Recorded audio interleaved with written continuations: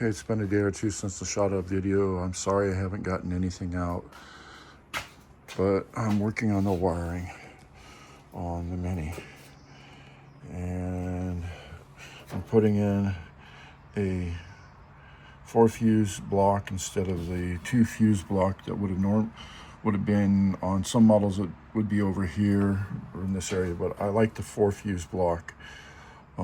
This is white power from the ignition. I've jumpered it down. I've got a white wire going back to the fuel pump, and I've got a white wire going to the coil.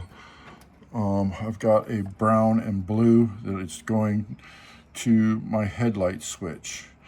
I want the headlights and all the lights on a fuse and not wired directly off of the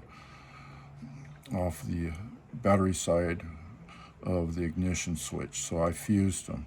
I'm going to run another one down, another jumper down, and do my purple, which will be for my horn and the heater box. I'm going to leave one open and do another jumper down and put in like a USB cigarette lighter outlet, so I have power for other items. I've got wires unterminated in the front. I'm doing the wiring up front. I've got to do my headlights.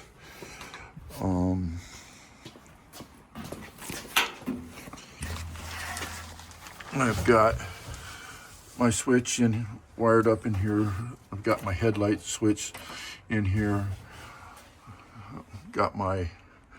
Made a bracket for the tack, and I've got it mounted. Got my oil sending in. I'm going to make a mount for it and put it up there. I do not have a center binnacle for a Speedo. Don't know exactly what I'm going to do on that yet. I've got wire loom built.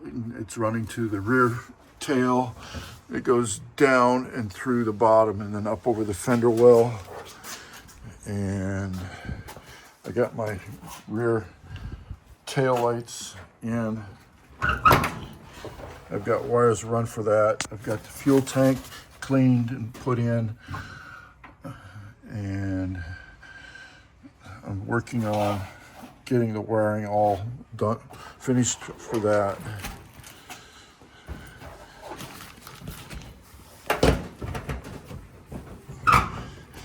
Because this is the only handle I have for the trunk right now. I want to actually take and put this into my door, because convertible car, there's no really way to lock it up, so it's pointless to have the lock on the door.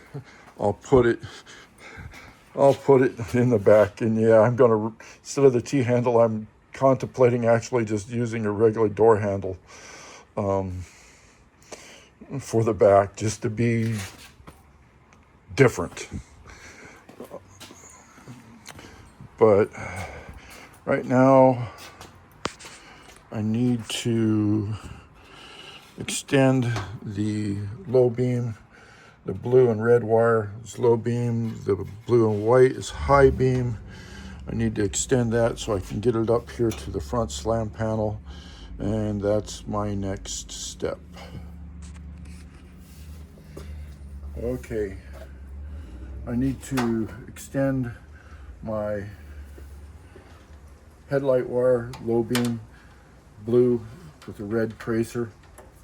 Blue and white is high beam, but I need to make it a little longer. So what I'm going to do, instead of solder, I'm going to take a terminal and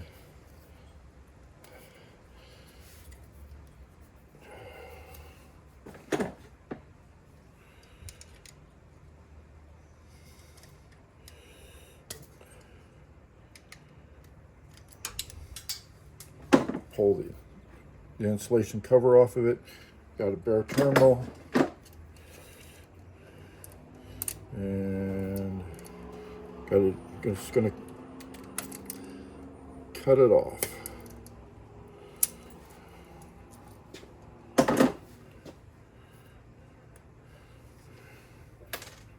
So I'm left with just the barrel end.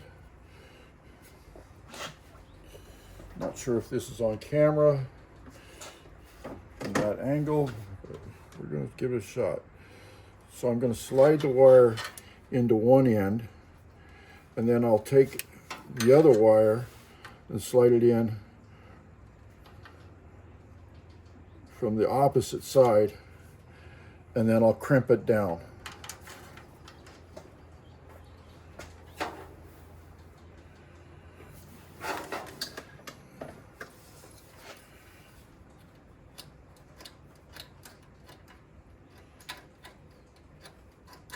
Gonna scratch up the wires, get them nice and cleaned up so they'll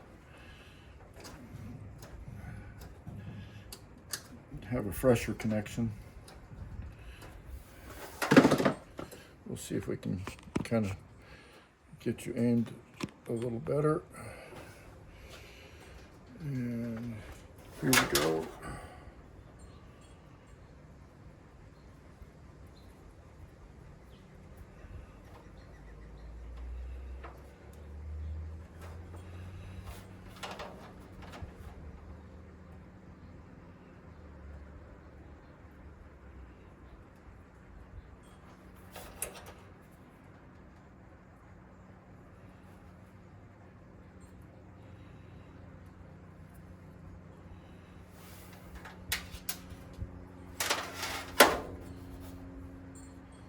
Twist the wires a little bit, help them hold together so I can get them in next to each other.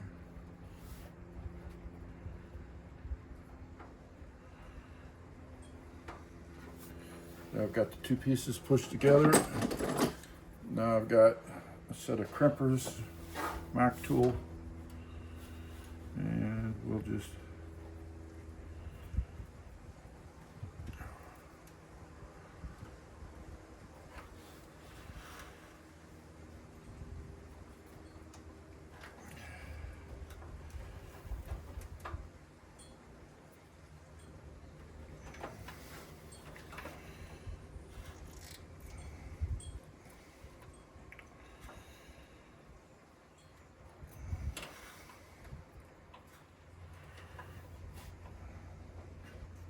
go squeezing a few times in a couple different directions to pull the crimp in and get it nice and snug.